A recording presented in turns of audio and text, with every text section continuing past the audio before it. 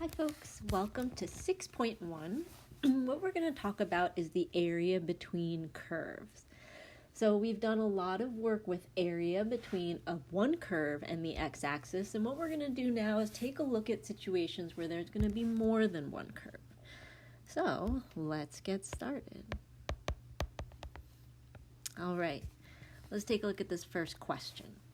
Find the area of the region bounded between the graphs of f of x equals x plus 4 and g of x equals 3 minus x over 2 over the interval 1 to 4. So one thing that I find really helpful is to kind of sketch the graphs. All right, now I've provided the graphs here for you just because we are learning this remote, but I would encourage you to practice graphing these on Desmos so you kind of know what they look like. And we're going to color code according to the colors from Desmos. So I know that f of x is x plus 4, and so that's going to be the red curve that we see here. All right, so f of x equals x plus 4 is the red line on the graph. Now, that means that g of x equals 3 minus x over 2 is the blue line on the graph. Now what we need to do is find the region that we're going to be shading. So we're going to start with this number right here, that 1.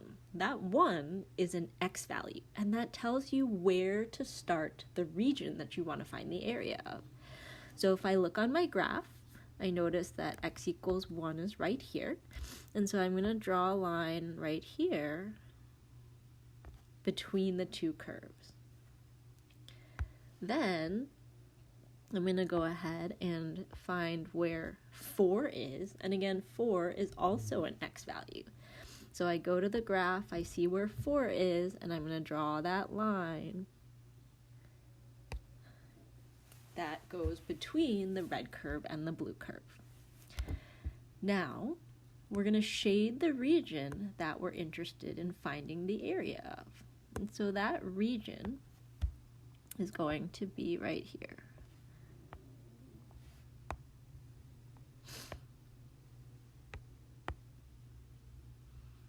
All right, so we want to find out the area of that green region. So the formula that we're going to use is going to be a slight modification of the area formula we already know.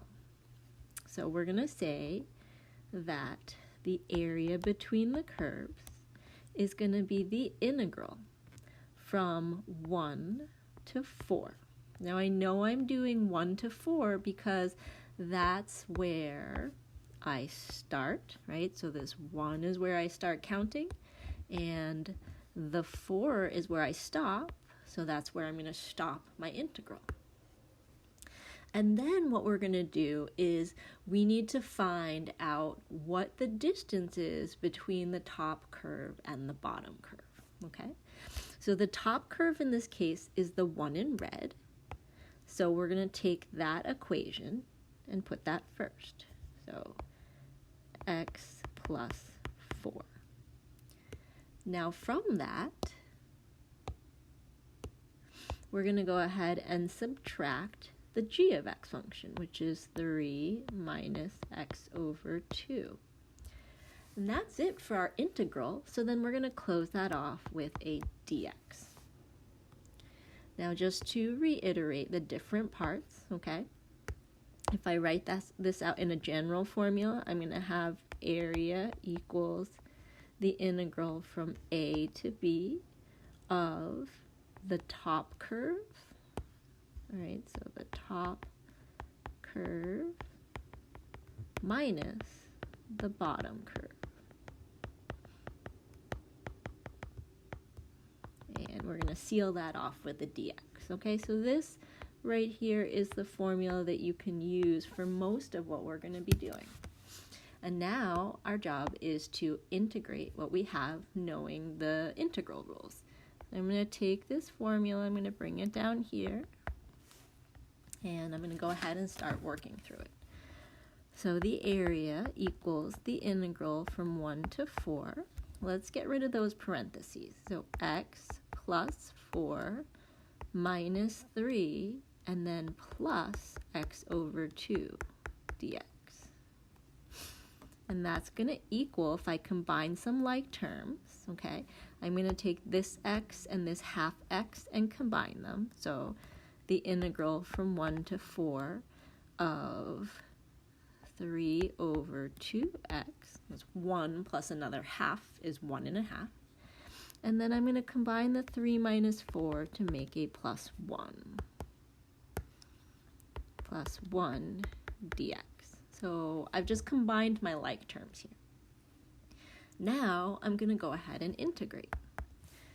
So the integral of 3 halves x is going to be 3 halves, because it's a constant, and then x is going to become x squared, and the reciprocal of x squared, of the squared, is 1/2. Plus the antiderivative, or the integral of 1, is x. And then I'm going to draw the vertical line, put the 4, put the 1. All right, let's clean this up a little bit before we plug in our bounds. So this will give me 3/4 x squared plus x. Draw the line, I'm going to put in 4, and I'm going to put in 1.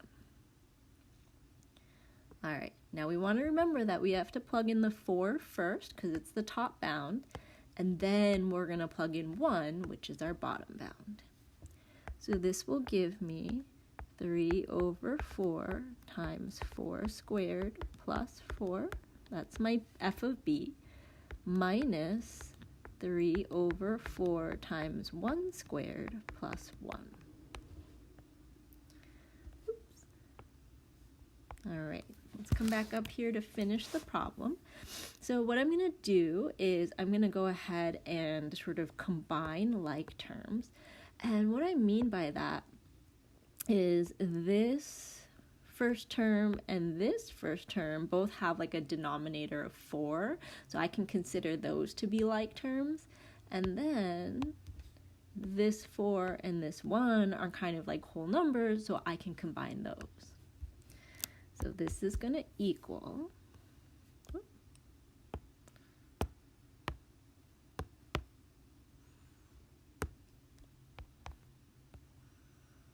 this is going to equal 3/4 times 16 plus 4 minus 3/4 times 1 minus 1.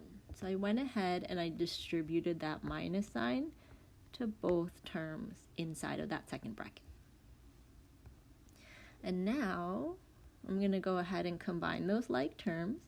So I've got 3 times 16, which gives me 48 over 4, minus 3 over 4. So those are the terms that I had in the pink earlier. This one and this one became this one and this one, plus 4 minus 1, and that was the other common terms. Whoops.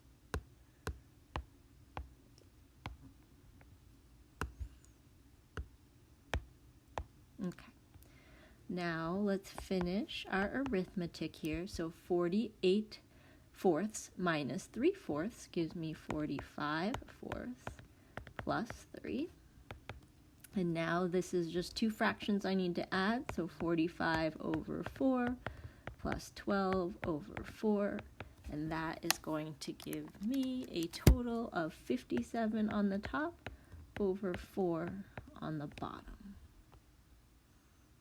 All right, and so here is the whole question on one page. So you can take a look at that.